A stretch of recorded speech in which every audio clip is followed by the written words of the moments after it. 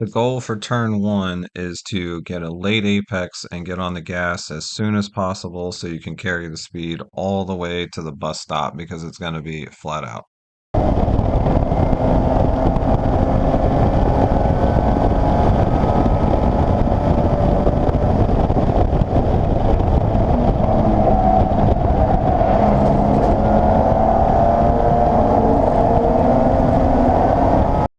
Now we'll go on a walk through of the corner.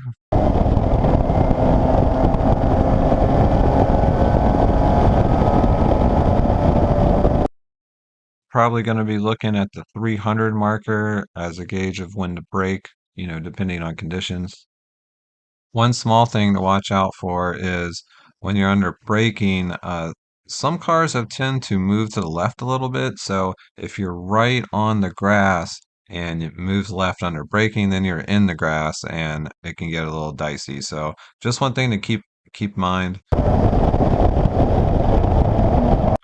The corner station is right here. The apex is right here. This curb's kind of interesting. It has a flat spot that's a rumble strip, and then it has a raised spot. Depending on the car, you may or may not want to take that raised portion because it might upset it. If you get a little loose, you're going to lose a little bit of time for the whole rest of the straightaway. Generally, you should be on the gas before this point. Like I said, you want to get on the gas early so you can carry the speed all the way to the bus stop. We track out over the exit curb, but not all the way. I generally try to keep the two right tires on the rumble strip so I don't get any course corrector saying anything. This curb is crowned, therefore you should not straddle it. You should either stay on the right side of it and run up to it like a ramp, or go all the way over it on the left side and keep your right side tires on there. If you do straddle it, what can happen is you kind of high center in the middle of it and you light up the rear tires and can loop it. And this has happened one time on one of my teams. So watch out for that. The corner station before the S's is right here.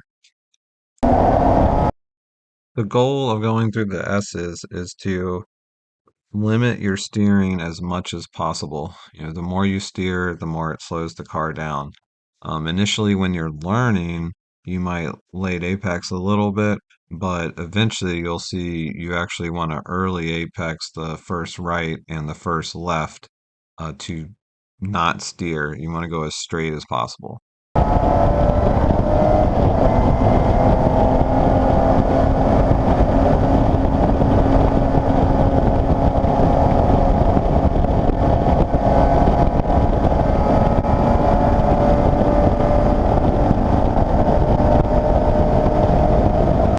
Now we'll do a walkthrough of the S's. The first thing you'll notice about going through the S's is the compression on the right-hander. Also the curb, wraps around to the right, but you do not need to follow it all the way.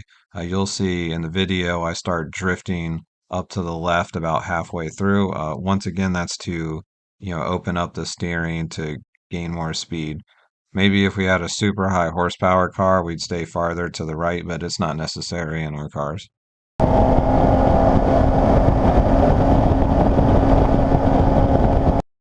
Yeah, you can see I am over to the left and it looks kind of strange, but actually it's fine because there's plenty of time to make the left-hander. The wall over the hill on the right looks a little intimidating, and I'll drive right up to it, but it's not really in play as long as you're, following the correct line. The last time I was here, there was a little bump just as you turn to the left, and that car was pretty stiff, so the bump made it a little sketchy. We'll see if that's still here or if our car is affected by it, but just be aware, it might catch you off guard because it's not visible, you can only feel it. Also, the corner station is here on the right.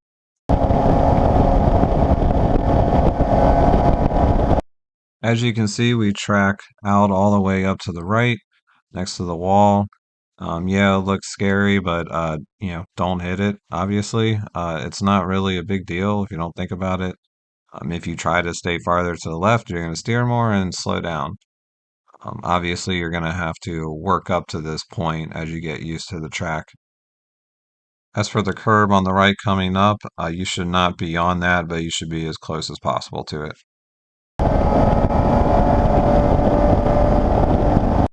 As far as exiting the S's, there's some debate on whether you should track out sooner to once again open up the steering or stay more to the right because it's shorter distance. I haven't really noticed a difference on the aim, but I generally just sort of do the middle of both and just kind of go middle of the track and eventually move over to the left. The goal of the bus stop is to get through carrying as much speed as possible without damaging the car. If you're new to the track, it's going to take a while to get up to full speed because you're going to feel like you're going as fast as you can, but you'll eventually figure out you can go faster and faster and faster. You just have to be really careful, and not hurt the car or yourself.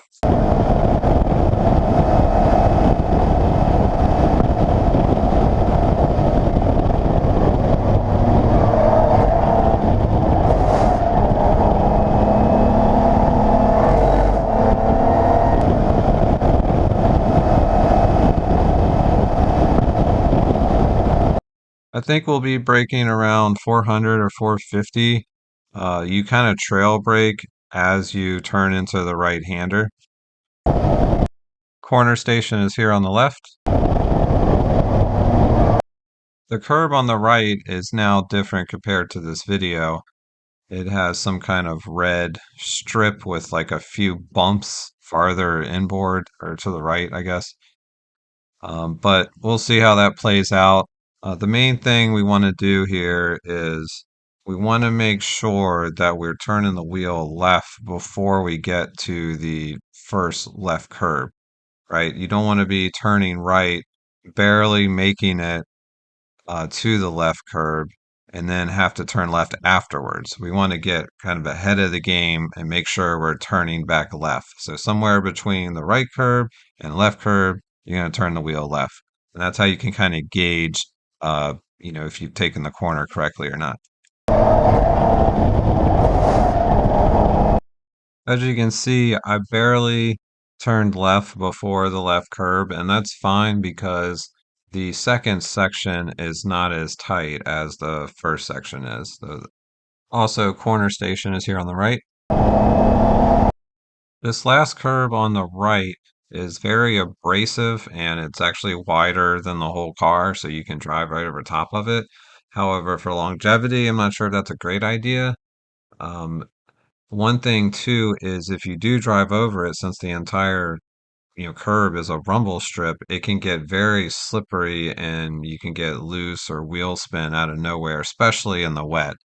So you have to be very careful if you're going over that. If I do, I just try to keep the wheel straight and sort of just let the car glide over it until I get back on the asphalt again. The goal for the outer loop is to carry a lot of speed in, being careful not too much speed, hitting the apex and tracking out to the exit while not going too far on exit. This corner is very fast, and to me, it's the most dangerous corner on the track. I have had somebody, a teammate, total a car in this corner. So you have to be very careful around it, but you can also gain a ton of speed if you do it correctly.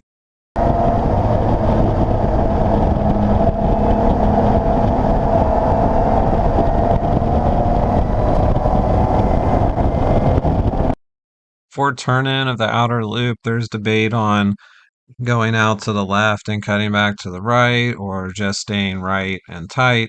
Ultimately, to me, I think it just kind of depends on how your momentum out of the bus stop where it takes you. Uh, if it takes you out to the left and you got to come back, that's fine. You're carrying speed. But if something held you up and you were slow, maybe you stay tighter to the right. Main thing is just carrying speed in and not over braking, and then trying to keep up that speed while tracking to the right to the apex.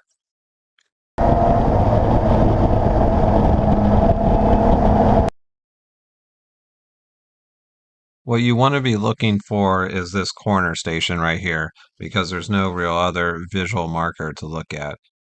The apex is about, I don't know, 100 or 200 feet in front of that corner station.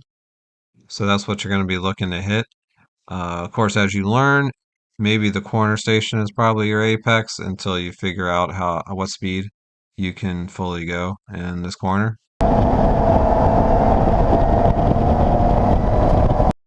The exit curbing is really just rumble strips. I generally only try to get two left side tires on there. If you're full bore, you could probably go four over, but that's probably not what we need to be doing. You have to be aware that the grass at the end cuts back rather quickly. So while you have some curb, you have to get back on the asphalt, or otherwise you'll be running through the grass. The biggest thing here is if you go too far left and you do hit that grass, you can cause a spin to the right and then slide all the way across the track and hit the water barrels or sand barrels over there. That's what happened to my teammate one time. And those barrels were $500 a piece, I believe, and he took out 18 of them. Turn six, also called laces, is a downhill brake zone left-hander. It's very tricky because of the angle of the road, basically. A lot of people overcook it in, which cost all your time out. So you kind of want to trail brake in, once again, keep momentum and hit your apex and carry that speed down the hill. Uh, Very tricky to get right depending on the balance of the car.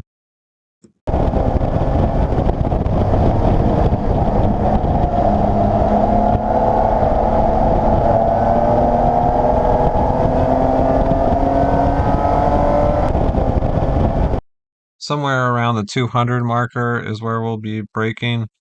It'll be kind of a hard initial brake and then start to trail brake smoothly to carry the momentum. Corner station is here on the right. This is an important one because this corner is blind, and if someone is spun, you can't see them. Seen Mike seen T-bone a guy because of that. It's hard to see it in the video from here, but there's an orange mark on the barrier way up ahead. That is what you can use as a visual marker to figure out where you're at in the corner.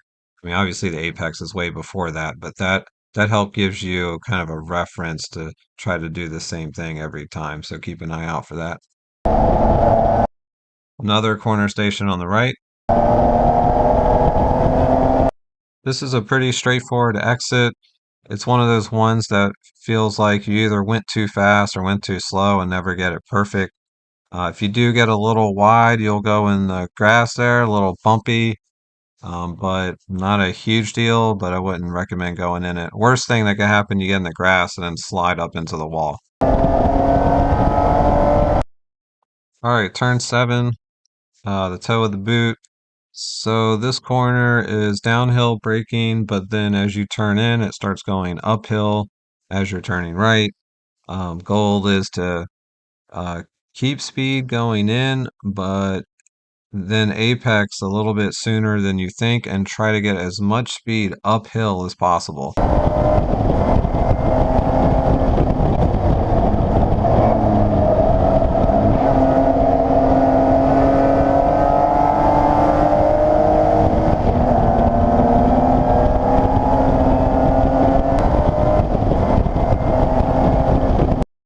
Braking for the toe is going to be at about 200 or maybe 150.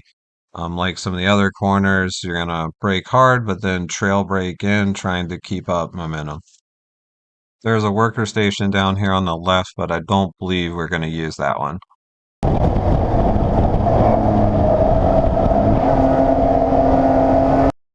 So where I currently am is about the apex. It's definitely earlier than you would think, like if you were looking at paper, because you're going uphill and you're going to be accelerating so much slower. However, the circled part here I have is the end of the tire wall. That is also another reference to use to figure out where you're at in the corner. I believe I try to like apex as soon as I see that come by. It was a lot easier when those were not painted blue, but they're blue now. You just have to look out for them. But that's what I use to help me out. The worker station on the left, I'm assuming, is the one that will be used for this event. At the exit, there's no curb, but there is this white painted line and then a section where the asphalt is paved past the white line. You're going to use that asphalt as your exit line. It's kind of curved, like, and it almost fits the line perfectly, so you'll be using that.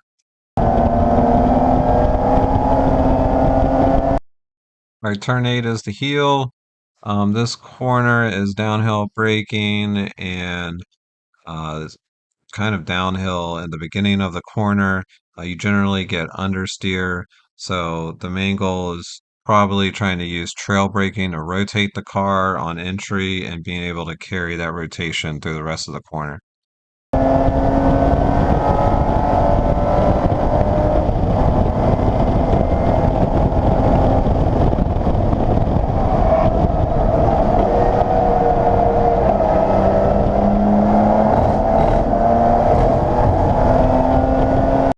Right off the bat, you see we got a worker station on the left.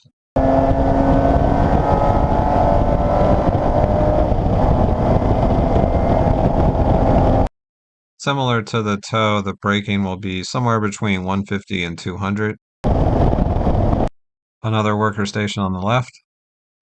Once again, we're going to try to trail brake to get the rear to rotate to try to get through here.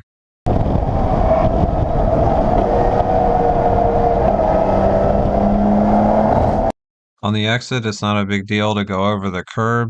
We'll see if Champ Car has any kind of rules or whatnot, but you can go as far over as you want and still have enough time to get back to the right for the next corner.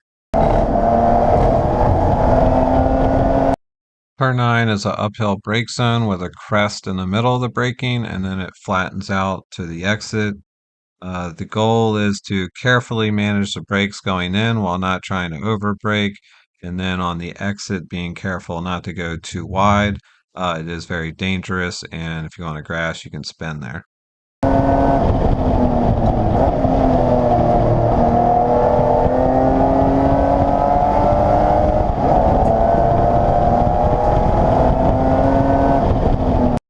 There is a worker station on the right as you're coming up to the brake zone.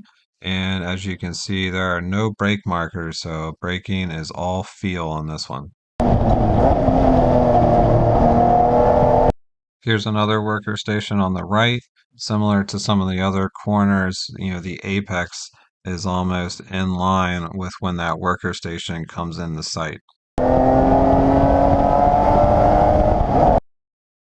All right, they exit pretty straightforward. As you can see, there's 2 feet of grass before the wall. If you're coming in too quick, you can get in the grass and then slide into the wall. Or I've seen happen a lot, dropping the rear tire in the grass, lighting it up, and then spinning to the left. Now you see over there on the left, there's a wall over there as well. So usually you bounce off of that, bounce right back in the middle of the road and block the whole road and cause a pileup. So gotta respect this exit. Turn 10, very fast left-hander, a little bit of banking in it. Main goal is just keep up your highest average speed. The apex is in the middle. There's nothing to gain by early or late apexing. Let's just go as fast as you can and try not to go too far over the curb of the exit.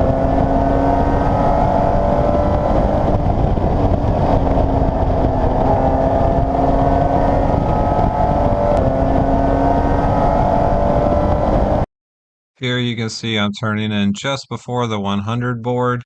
Depending on conditions in car, that's subject to change.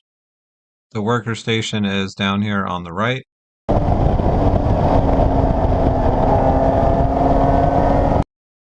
So obviously you can go over this curb and that means you'll be carrying more speed. But it's more important to make sure that whatever line you're taking, you're all the way over to the left to set up for turn 11 because after 11 is a long straightaway. That's a very important corner.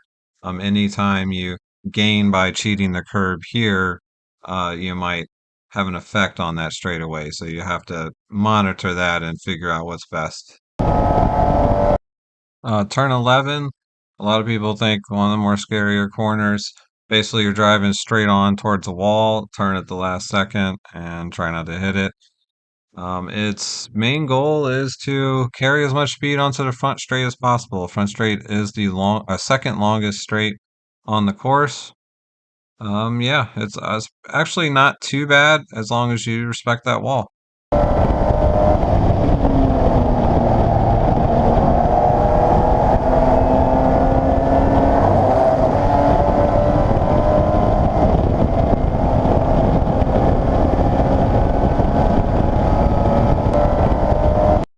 There's no brake markers for this brake zone, but there is the end of the tire bundle, so you'll use that as a reference to brake before or after or whatever. The worker station is up here on the left. He has a little hole in the gate that he can put the flags through.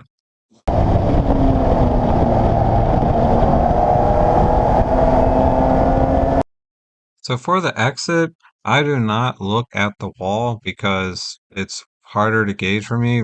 I rather pay attention to the tires. So I aim for the left tires to be halfway across this curb, like right in the middle of the curb. That way it gives me one half of leeway in case I miss it. To start off with, maybe you just want to aim to just touch the curb and then as you get more comfortable, slowly work your way up.